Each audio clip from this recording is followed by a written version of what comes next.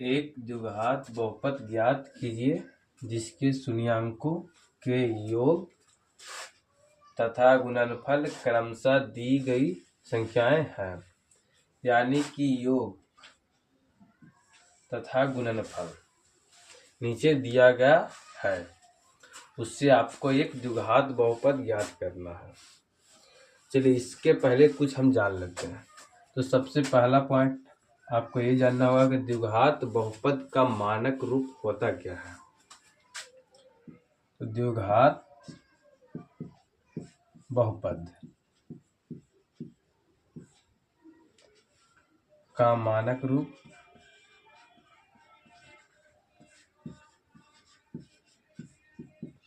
ax² plus bx plus c होता है।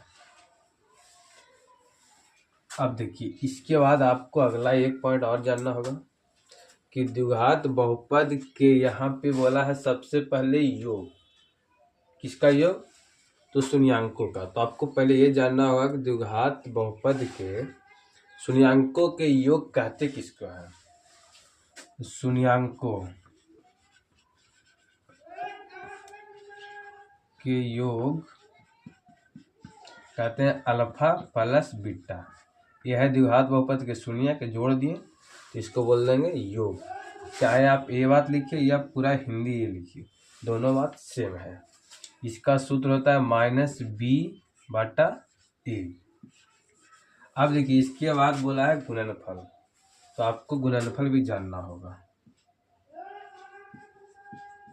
शून्याङ्कों का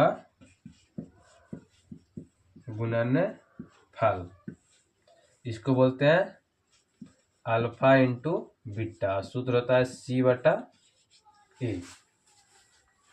चलिए अब ये 3 पॉइंट के प्रयोग करके हम द्विघात बहुपद ज्ञात करेंगे।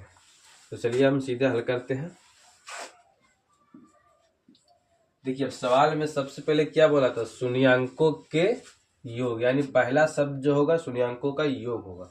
और योग को हम अल्फा प्लस बीटा से सूचित करते हैं, यानी कि आपको अल्फा प्लस बीटा का मान दे दिया है कितना? 1/4। इसके बाद क्या बोला है? तथा गुणनफल, यानी बाद में जो संख्या दिया हुआ है वो गुणनफल है।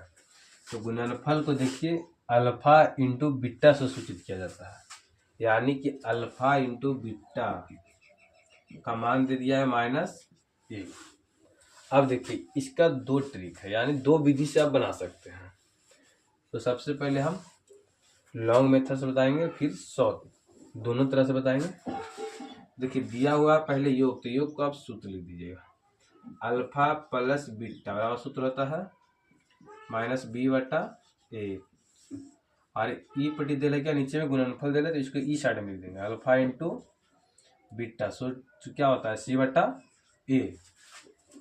चलिए इसके बाद अल्फा प्लस बीटा का मान कितना दे ले? 1/4 बराबर -b/a। ज्यों के त्यों लिख देंगे। अब देखिए अल्फा इंटू बीटा का मान दे ले -a बराबर में c/a। अब देखिए यहाँ पे इसके नीचे में कुछ नहीं, यानी मन से हम 1 लिख सकते हैं। अब यहाँ पे ध्यान से देखा जाए तो इसमें a का मान कितना है? 1, और यहाँ a के मान कितना है? 4। तो यहाँ पे 2 कंडीशन हो सकता है, चाहे आप 4 को 1 बना दीजिए या 1 को 4 बना दीजिए, तो जो आपको आसान लगे। तो हमें 1 को 4 बनाना आसान है, तो 1 को 4 में बदलने के लिए कितना से गुना करेंगे? 4 से। क्योंकि 4 से गुना नीचे में फालतू है, इसलिए आपको ऊपर में भी 4 से गुना करना पड़ेगा, ताकि 4 से 4 कट जाए, गुना हमारा -1/1 बच जाए। चलिए इसको आगे बढ़ाएंगे तो हो जाएगा -4 और 4 में 1 से गुना किए तो 4 बराबर c/a। अब देखिए सेम हो गया, यहाँ भी ये 4 है और यहाँ भी ये 4 है। अब इसके बाद आप यहाँ से एक ज्ञात कर सकते हैं। a कितना है? 4। b कितना है? 1। लेकिन b के साथ में जो माइनस लगा था ऊपर जाकर माइनस बना लेगा। इसके बाद c कितना है? -4। चलिए अब आते हैं इधर। अब लिखेंगे द्विघात बहुपद बराबर सूत्र होता है X square plus B X plus C. अब यहाँ से द्विघात बहुपद बराबर X square plus B X plus C होता है। तो द्विघात बहुपद का मानक रूप को हम लिख देंगे। लिखने के बाद यहाँ पे देखिए ए का मान यहाँ से हम पुट करेंगे। तो ए का मान कितना है 4, तो ये लिख देंगे 4, साथ में एक्स स्क्वायर तो एक्स स्क्वायर, प्लस है तो प्लस, फिर बी का मान है जो -1 है तो -1 लिखेंगे, साथ में एक्स है तो एक्स, फिर प्लस है तो प्लस। सी का मान देखिए, सी का मान है कितना -4, तो लिखेंगे -4 और एक्स स्क्वायर। यहाँ देखिए प्लस माइनस माइनस, एक में एक से गुना करेंगे तो एक एक्स हो जाएगा, अब प्लस माइनस माइनस 4, ये हो गया आंसर। आप इसको नोट कर लीजिए।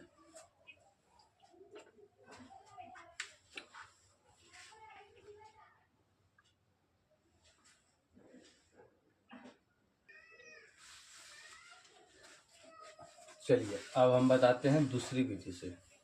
दूसरी विधि बहुत ही शॉर्ट है एकदम, तो आइए लिखते हैं द्विघात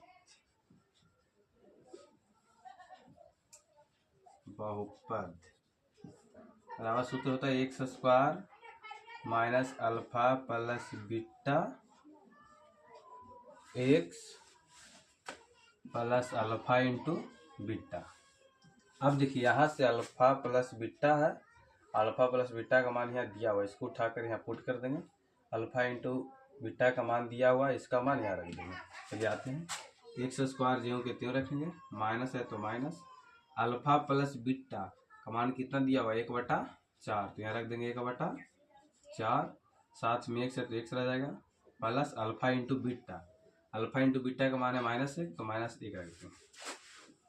ये हो गया एक्स स्क्वायर, माइनस एक्स में एक से गुना होगा तो एक्स ही रह जाएगा, साथ में 4 नीचे है, प्लस माइनस -1। अब देखिए नीचे कुछ नहीं तो मन से कितना कर देंगे 1, इसके बाद ये बन गया भीम के घटाव।